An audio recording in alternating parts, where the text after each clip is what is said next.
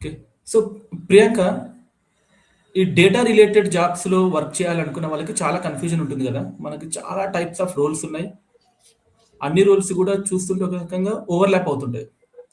So, బేసిక్‌గా in a high level డెఫినిట్‌గా కొన్ని రోల్స్ అయితే డెఫినిట్‌గా ఓవర్‌లాప్ అవుతాయి. But in a high level what is data analyst?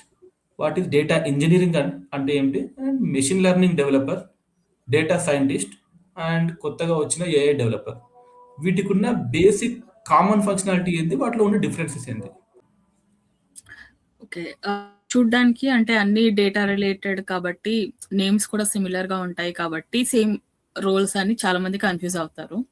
కానీ అదేంటంటే different stages of the pipeline. ఇప్పుడు ఒక డేటా ప్రాజెక్ట్ కంప్లీట్ ఒక ప్రాజెక్ట్ తీసేసుకుంటే దాంట్లో డిఫరెంట్ స్టేజెస్‌కి డిఫరెంట్ రోల్స్ వస్తాయి.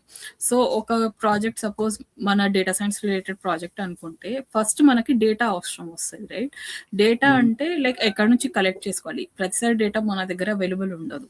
రైట్? సో, డేటా కలెక్ట్ చేయడం, దాన్ని స్టోర్ చేయడం, దాన్ని లైక్ కొన్నిసార్లు we also need to call APIs కదా! ఏపీఐస్ నుంచి అవును. డేటా తీసుకుంటే ఎలా తీసుకుంటారు? And every type of data మనం ఎలా సేవ్ చేస్తున్నాం? కొన్నిట్లో ఏంటంటే మనకి స్టాటిక్ డేటా ఉంటుంది. కొన్నిట్లో data like every day increase అవుతుంటుంది. లైక్ మంత్లీ, ఇయర్లీ అది కూడా మనం పెట్టాలి. అండ్ ఆఫ్టర్ థట్ లైక్ కొన్ని డేస్ తర్వాత ఆర్ ఎల్స్ ఇయర్స్ తర్వాత దాన్ని ఆర్కైవ్ చేయాలి. ఇవన్నీ లైక్ ఒక డిఫరెంట్ టైప్ ఆఫ్ రోల్ కిందకొస్తాయి. దాన్ని మనం డేటా ఇంజినియర్ అంటాం. సో, బేసిక్‌గా డేటా ఇంజినియర్ ఏంటంటే, మనకి ఏ టైప్ ఆఫ్ డేటా అవసరం, ఆ టైప్ ఆఫ్ డేటాకి ఎలాంటి స్టోరేజ్, ఎలాంటి ఆర్కిటెక్చర్, ఎలాంటి పైప్‌లైన్స్ అవసరం and how to save everything. మనకు అవసరం ఉన్నప్పుడు ఎలాంటి ల్యాగ్ లేకుండా ఆ డేటాని ఎలా యాక్సెస్ చేయొచ్చు.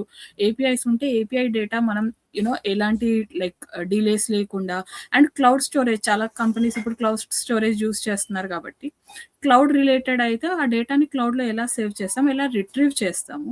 అండ్ ఆల్సో లైక్ మనకి డేటా బ్యాకప్స్ కూడా అవసరం వస్తాయి. లైక్ మనకి డేటా లాస్ అవ్వకుండా ఎనీ టైమ్ మన దగ్గర బ్యాకప్ ఉండాలి. సో, ఇవన్నీ ఎవరైతే హ్యాండిల్ చేస్తారో వాళ్ళని డేటా ఇంజినియర్ అంటారు. అండ్ డేటా ఒకసారి మన దగ్గర వచ్చేసాక 2 డిఫరెంట్ థింగ్స్ ఉంటాయి. ఆల్రెడీ ఎగ్జిస్టింగ్ డేటాని అనాలిసిస్ చేసి దాని మీద మనకి లైక్ ఓకే. ఇది మన దగ్గర ఉన్న డేటా. ఇప్పటివరకి suppose your company is showing sales. Okay. ఇప్పటివరకు ఇంత సేల్స్ జరిగాయి. లేకపోతే ఇలాంటి రిపోర్ట్ మనం జనరేట్ చేయాలి అంటే అది మొత్తం ఎగ్జిస్టింగ్ డేటా పైన మనం అనాలిసిస్ చేసినట్టు. సో, డేటా ఇంజినియర్ దగ్గర నుంచి మనకొచ్చిన డేటా బేసిక్‌గా దాన్ని అనాలిసిస్ చేసి దీంట్లో ఏమేం పాసిబిలిటీస్ ఉన్నాయి. ఐదర్ దాన్ని గ్రాఫ్స్ లాగా జనరేట్ చేయడం, లేకపోతే చార్ట్స్ లాగా జనరేట్ చేయడము, లేకపోతే డిఫరెంట్ టైప్ ఆఫ్ విజువలైజేషన్స్ అది పైథాన్ యూజ్ చేసో, టాబ్లూ యూజ్ చేసో, Power BI or whatever any tool అది యూజ్ చేసి బేసిక్‌గా ఉన్న డేటాని ఎక్స్‌ప్లెయిన్ చేయడం. అది డేటా అనాలిసిస్ కిందకి వస్తుంది. So, data analyst or business analyst ఈ టైప్ ఆఫ్ రోల్స్ ఏంటంటే ఎగ్జిస్టింగ్ డేటా మీద వర్క్ చేస్తాయి.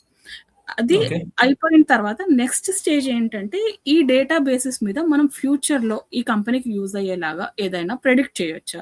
ఏదైనా లైక్ ప్రెడిక్షన్స్ లేకపోతే అజంప్షన్స్ మనం క్రియేట్ చేయొచ్చా? అది next level of work data scientist దగ్గరికెళ్తుంది.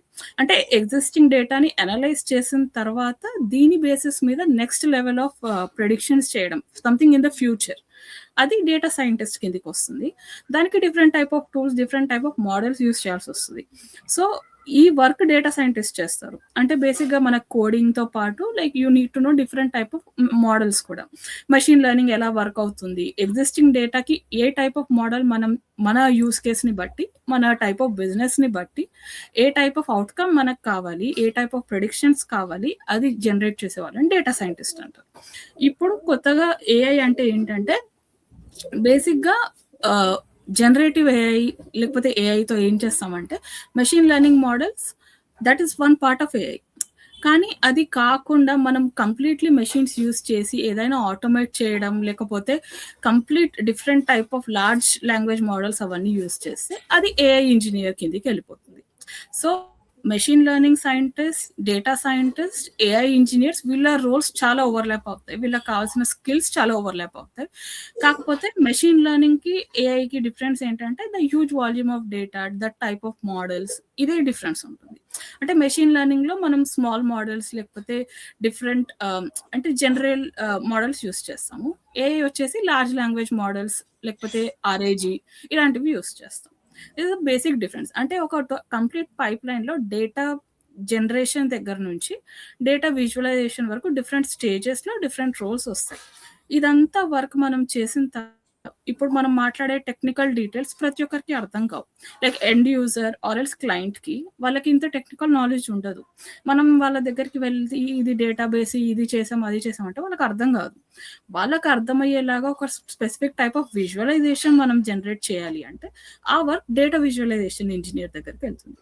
So వాళ్ళు ఏంటంటే బేసిక్‌గా ఒక కామన్ పర్సన్ లేకపోతే హై ఎండ్‌లో అసలు యాక్చువల్లీ ఇక్కడ ఏం జరుగుతుంది అంటే సపోజ్ మీరు టెక్నికల్‌గా కాకుండా ఒక గ్రాఫ్ లాగా అప్‌వర్డ్ గోయింగ్ గ్రాఫా, డౌన్‌వర్డ్ గ్రాఫా జస్ట్ చూడంగానే ఓకే ఇక్కడ ఏదో ఉంది అని అర్థమయ్యేలాగా జనరేట్ చేయడం విజువలైజేషన్.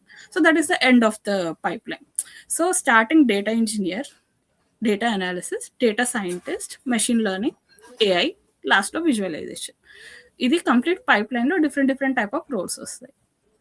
సూపర్. డిఫరెన్స్ ఉంది పాతప్పుడున్న ఈటీఎల్ డెవలపర్‌కి ఇప్పుడున్న ఈ డేటా ఇంజినీరింగ్ టీమ్‌కి. ఇప్పుడు డేటా కూడా చాలా చేంజ్ అయింది పాతప్పటికి ఇప్పటికి చూసుకుంటే. ఇంతకుముందు మనకు డేటా ఏంటంటే ఫస్ట్ ఇనీషియల్‌గా చెప్పాలంటే ఎక్సెల్‌లో వచ్చేసేది రోస్ అండ్ కాలమ్స్ కాబట్టి. మనం ఎక్సెల్ నుంచి సీక్వెల్ డేటాబేస్‌కి ఎందుకు వెళ్ళామంటే వాల్యూమ్ ఆఫ్ డేటా ఇంక్రీజ్ అయింది కాబట్టి. సేమ్ రోస్ అండ్ కాలమ్సే కాకపోతే సీక్వెల్ డేటాబేస్‌లో ఏంటంటే ఎక్కువ స్టోర్ చేసుకోవచ్చు ఎక్సెల్‌తో కంపేర్ చేస్తే. రైట్? సో సీక్వెల్ డేటాబేస్‌లో రోస్ అండ్ కాలమ్సే ఉంటుంది. దాంట్లో ఉన్న డేటాకి అది వర్క్ అయిపోయేది. మనం టేబుల్స్, డేటాబేసెస్ అన్ని జనరేట్ చేసేవాళ్ళం ఓకే. బట్ అట్ ప్రెజెంట్ మనకున్న డేటా ఏంటంటే different type of data, big data. అది మనం రోస్ అండ్ కాలమ్స్‌లో పెట్టలేం. ఫర్ ఎగ్జాంపుల్ ఇప్పుడు సోషల్ డేటానే తీసుకుంటే ట్విట్టర్‌లో డిఫరెంట్ టైప్ ఆఫ్ ట్వీట్స్ ఉంటాయి. అది సింపుల్ లైక్ అట్‌లీస్ట్ ఒక పర్టిక్యులర్ లాంగ్వేజ్‌లో కూడా ఉండవు. Language, emojis, different type of comments ఇలా డిఫరెంట్ థింగ్స్ వచ్చేసాయి. దాన్ని మనం ఒక సీక్వెల్ డేటాబేస్‌లో మనం స్టోర్ చేయలేం ఫస్ట్ థింగ్. ట్విట్టర్ అనే కాదు ఇన్‌స్టాలో ఇమేజెస్ వచ్చేస్తాయి మనకి. ఇమేజెస్‌కి స్టోరేజ్ సీక్వెల్‌లో రాదు. రైట్? సో ఇలా different types of data generate అవుతుంది కాబట్టి డిఫరెంట్ టైప్ ఆఫ్ డేటాబేసెస్ మనం యూజ్ చేయాల్సి వచ్చింది. అండ్ ఇప్పుడు ఉన్న డేటా ఏంటంటే everything in the single database మనకు రాదు. Right? Different types of databases కావాలి and different types of processing కావాలి. అండ్ వాల్యూమ్ కూడా ఇంక్రీజ్ అయిపోయింది. ఇప్పుడు మన ఒక్క పర్సన్ ఇప్పుడు చూసుకుంటే మన ఇంట్లోనే 5 మెంబర్స్ ఉన్నారంటే వాళ్ళకి డిఫరెంట్ టైప్ ఆఫ్ సోషల్ మీడియాలో అందరికీ కలిపి అక్కడే ఒక 10-15 మనకు డిఫరెంట్ టైప్స్ ఆఫ్ అకౌంట్స్ వచ్చేస్తాయి. రైట్? అలా ఓవరాల్ వరల్డ్‌లో చాలా మందికి ఉన్న అకౌంట్స్‌కి అంత huge amount of data store చేయాలి కాబట్టి ఆ టైప్ ఆఫ్ డేటాబేసెస్ క్లౌడ్ అని వచ్చేసింది. డిఫరెంట్ డేటాబేసెస్ వచ్చేసాయి. ఇప్పుడు వాటన్నిటి మీద మనం అనాలిసిస్ చేయాలి అంటే వాటన్నిటికి కనెక్ట్ అయ్యే టూల్స్ మనకు అవసరం వస్తాయి. రైట్? ఇప్పుడు క్లౌడ్‌కి కనెక్ట్ అయ్యే టూల్స్, సీక్వెల్‌కి కనెక్ట్ అయ్యే టూల్స్ డిఫరెంట్ ఉంటాయి. Right? And in the end ఒక్కోసారి ఏమవుతుంది అంటే డిఫరెంట్ డేటాబేసెస్ డిఫరెంట్ లొకేషన్స్‌లో ఉంటాయి. ఆ డిఫరెంట్ లొకేషన్స్ నుంచి డిఫరెంట్ డేటాబేసెస్ నుంచి డేటా అంతా కన్సాలిడేట్ చేసి మనం దాని మీద అనాలిసిస్ కూడా చేయాలి. రైట్? ఇప్పుడు మనం కూర్చొని మొత్తం ఇమేజెస్ అండ్ టెక్స్ట్ అంతా ఒకటేసారి అనలైజ్ చేయాలి అంటే ఒకటే డేటాబేస్‌లో అవి ఉండవు కాబట్టి వాటి రెండిటిని ఒక కామన్ ప్లేస్‌లో ఫస్ట్ కనెక్ట్ చేయాలి. దానికి ఈ స్పార్క్ లేకపోతే హడూప్ ఇలాంటి డేటాబేసెస్ ఇవన్నీ ఏంటంటే యూస్ అవుతాయి.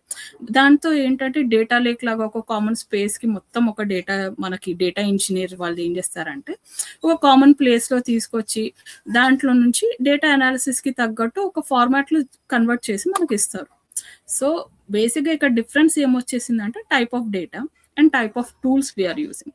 అందుకని like complete different data engineering అని వచ్చేసింది. వీళ్ళ వర్క్ కూడా చాలా ఇంక్రీజ్ అయిపోయింది because different yeah!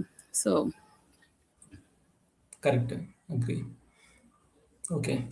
And so Priyanka ఇప్పుడు క్లియర్‌గా ఎవరి రోల్స్ వాళ్ళకున్నాయి. యాక్చువల్‌గా నువ్వు చెప్పినట్టుగా data engineering team is responsible to gather the data from multiple sources and doing the transformation and loading it into the database. Final డేటాబేస్‌లో లోడ్ చేసి ఉంటుంది. డేటా అనలిస్ట్ అయినా, డేటా సైంటిస్ట్ అయినా దే యూజ్ దట్ డేటా.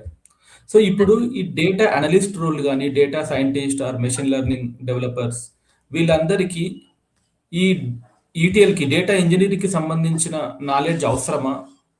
ప్రతి ప్రాజెక్ట్‌లో మనకి data రెడీగా available ఉంటుందా? లేక కొన్ని ప్రాజెక్ట్స్‌ని బట్టి వీళ్ళు కూడా ఈ డేటా ట్రాన్స్ఫర్మేషన్, డేటా లోడింగ్‌లో ఇన్వాల్వ్ అవుతారా? మోస్ట్ ఆఫ్ ద ప్రాజెక్ట్స్‌లో ఎవరికి వాళ్ళకి రోల్స్ సెపరేట్ ఉండి డేటా ఇంజినీరే మోస్ట్‌లీ ఇది హ్యాండిల్ చేస్తారు.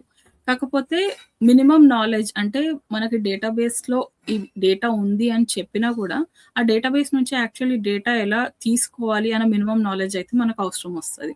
లైక్ సీక్వెల్ డేటాబేస్ కానీ, లేకపోతే NoSQL డేటాబేసెస్, ఇది హడూప్, స్పార్క్ నోట్‌బుక్స్, ఇవన్నీ బేసిక్‌గా జస్ట్ ఎలా యాక్సెస్ చేయాలి, డేటా ఓకే ఉంది. డేటా ఇంజినీరింగ్ వాళ్ళు దాంట్లో మొత్తం లైక్ లోడ్ చేసి పెట్టేసినా కూడా you need to access it, right? So, minimum knowledge అయితే అవసరం ఉంటుంది. డేటాబేసెస్ ఒక పర్టిక్యులర్ లాంగ్వేజ్ వచ్చేస్తే మనకు లైక్ ఎలా హ్యాండిల్ చేయాలో ఒక మినిమం ఐడియా వచ్చేస్తుంది. సో, అందరికీ ఆ నాలెడ్జ్ ఉంటే బెటర్. ఎందుకంటే ఇప్పుడు visualisation end of the pipeline ఉన్నా కూడా, సపోజ్ మీరు టాబ్లూయే యూజ్ చేస్తున్నారు అనుకుందాం. ఓకే. టాబ్లూ అయినా సరే మీకు కొన్నిసార్లు you have to connect to SQL database, right? Okay. Data అక్కడి నుంచి ఉంది. మీరు విజువలైజేషన్ క్రియేట్ చేయాలి. అనాలిసిస్ అంతా అయిపోయిన తర్వాత కూడా data scientist or data analyst ఆ డేటాను కూడా SQL లోనే స్టోర్ చేశారు అనుకుందాం, ఫర్ ఎగ్జాంపుల్, రైట్? ఓకే. అదైనా మనం కనెక్ట్ చేయాలి అంటే టాబ్లూ విత్ SQL ఎలా వర్క్ అవుతుందో డేటా విజువలైజేషన్ ఇంజినీర్‌కి తెలిసి ఉండాలి. సో, మినిమం నాలెడ్జ్ బేసిక్ ఒక చెప్పాలంటే ఒక డేటాబేస్ లాంగ్వేజ్, ఒక programming language and one visualisation tool ప్రతి ఒక్కరికి తెలిసుంటే they can handle all the roles normally. Okay. Python ఇవి కామన్. ఏంటంటే ఓకే. యాహ్! And okay. అన్నిటికి మెయిన్ ఏంటంటే పైథాన్ బాగా యూజ్ అవుతుంది. ఎందుకంటే పైథాన్‌లో you have different packages. Analysis కోసం, విజువలైజేషన్ కోసం అండ్ ఎవ్రీథింగ్, రైట్? సో, పైథాన్‌తో మనం డేటాతో కనెక్ట్ అవ్వడానికైనా సరే, లేకపోతే విజువలైజేషన్‌కి మ్యాట్‌ప్లాట్‌లిబ్, సీబాన్ ఇలా డిఫరెంట్ ప్యాకేజెస్ ఉంటాయి. సో, ఓవరాల్ అన్ని ప్యాకేజెస్ ఉన్న ఒక ప్రోగ్రామింగ్ లాంగ్వేజ్, ఒక డేటాబేస్ లాంగ్వేజ్ అండ్ ఒక విజువలైజేషన్ టూల్ మనకు తెలిసుండాలి. Everyone should know that. Okay. Okay.